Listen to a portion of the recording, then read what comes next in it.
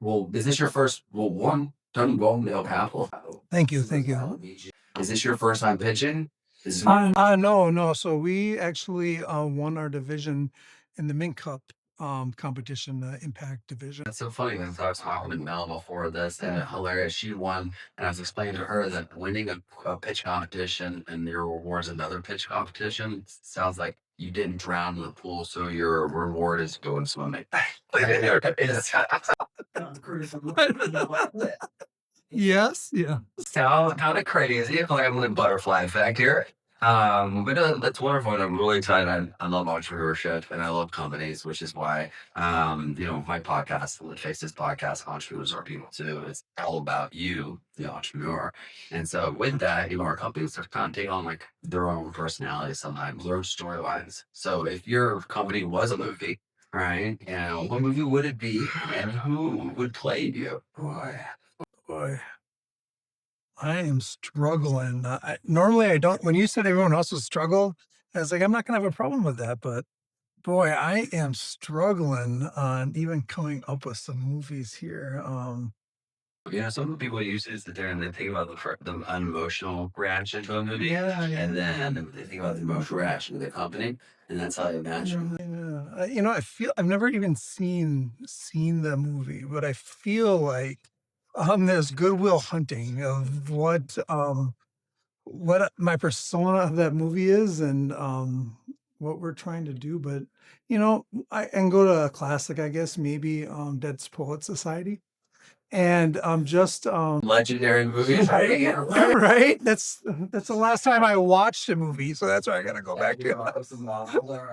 And just the excitement that Robin Williams brings to his character, and I would love that. Definitely, I'm not as inspirational as him, but definitely the impact that he had on those students is the impact that I would like to have on the community I work with. My wife, when she first started raising that States, when her first job was working at a bicycle shop, in LA. It's a really nice bicycle shop.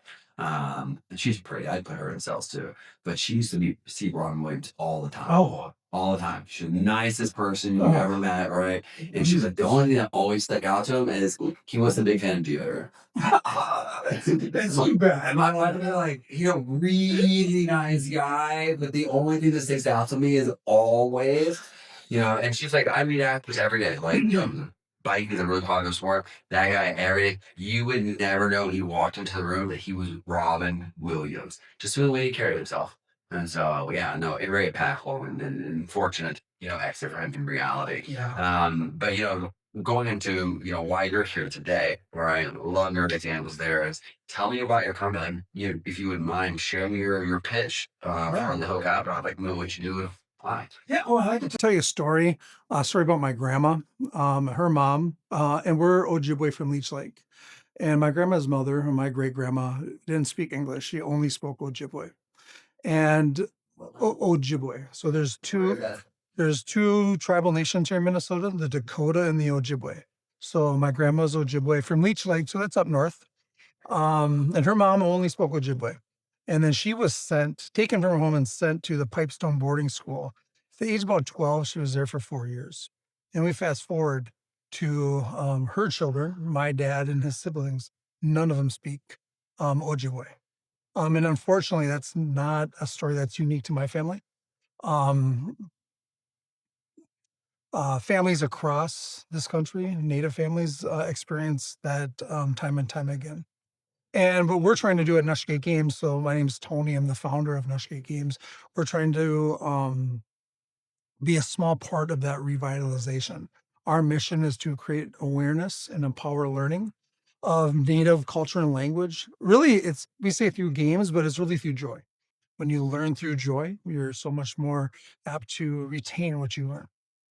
No, I mean, yeah, the curation of reality that we know today and the shaping of history has been done. I mean, my wife is from Mexico. She's Mexican, and I get the opportunity to live in Mexico, and I see how Mexico's not winning any awards about how it's treated its native population with either, right? And so the way that they sent into the schools so that they would be less Indian, Yeah. right? Stop speaking their language, speak Spanish. Yeah. And so that is wild. And what a thing to lose, Yeah. like language. I remember when my good friend, his great grandmother died, grandmother, and she was the last one that only spoke Viennese, Yeah. right? So she only spoke Viennese, no English. And they're all saying that like, wow, like we really don't have any reason to speak Vietnamese anymore. Like we all speak Vietnamese, but we're not going to teach to our children because everyone speaks English now. And so they saw as a second generation, like already that Vietnamese culture is, it's dying, it's going away, right? Which is why me personally, all my kids are Mexican, right? Their primary language is Spanish, whether it hurts them or not, right? Because I wanted them to speak Spanish. They need to speak, they're going to speak English. They speak English. But like the point to me, like I want them to speak Spanish. Yeah. And because you lose a part of your history when you lose your language. You can't talk about language on this hand and culture here. They're interconnected.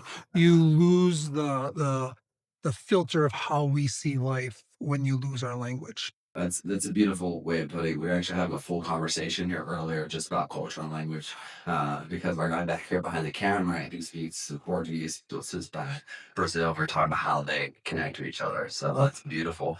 And if you weren't doing this, right, in an alternate universe, what would you be doing? Well, what's the like? You can't. It's not allowed. Right? What are you doing? What's that job or career? Well, I'd be retired.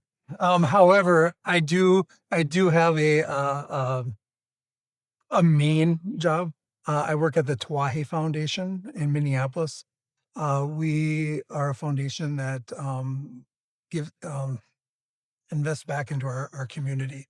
I run the American Indian Family Empowerment Program, and we give $2,500 investments into the community members directly for initiatives they have in education, culture and language, economic independence, and health and wellness. Oh wow.